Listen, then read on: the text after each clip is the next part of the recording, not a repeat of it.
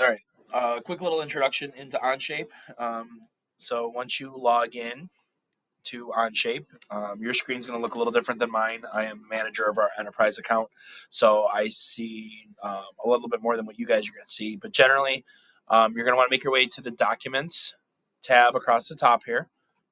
Always double check that you have our Express logo in the corner. That means that you are in the Elmira City School District Enterprise.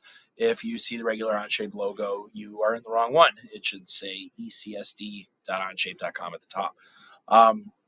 When you go to create, you have the option to create some folders. I probably should have done a better job of creating folders with all the various things that I'm working on. But the way that Onshape works is the document itself almost acts like a folder for everything that's in that file. So generally, we're going to just be creating documents. Okay.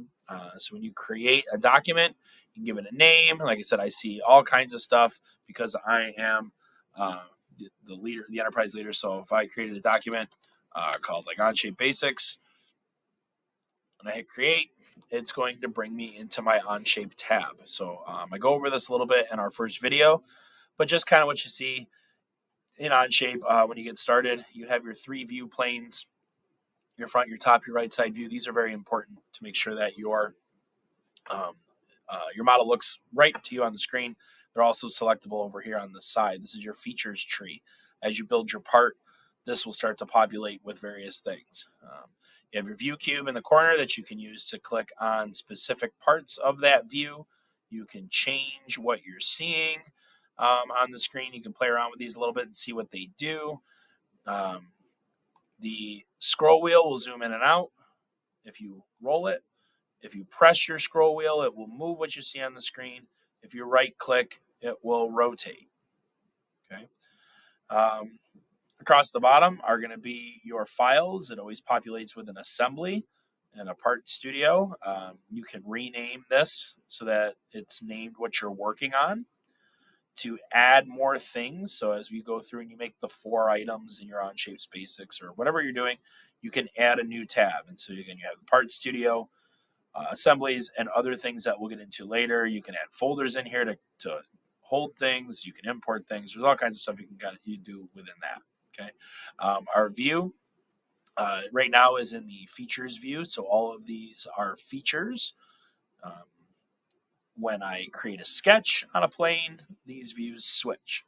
If you hover over the each of the different things, you'll kind of get an idea of what it is. If you hold your mouse on it, it'll tell you a little bit more.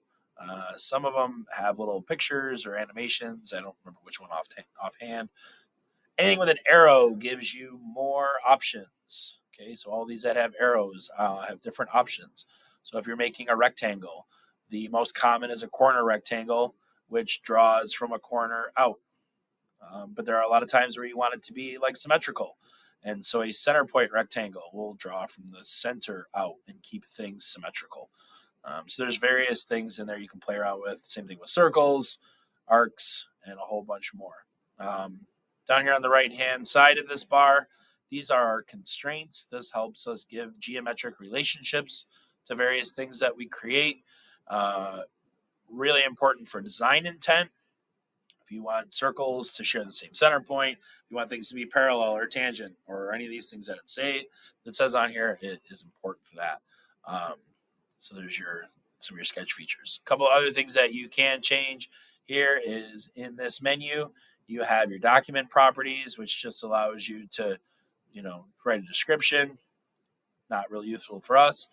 The workspace units we'll get into, whether you're in inches, millimeters, kind of what those numbers are that you're typing, various decimals and things like that. And our properties, which again just kind of gives us a basic, bit of information about what we're doing. Okay. And some other things that are in there. So that's a quick little overview of what you're seeing in Onshape. Play around with the view. And then the other thing, the last part is the best part is you never have to click save. Every single thing that you do is saved.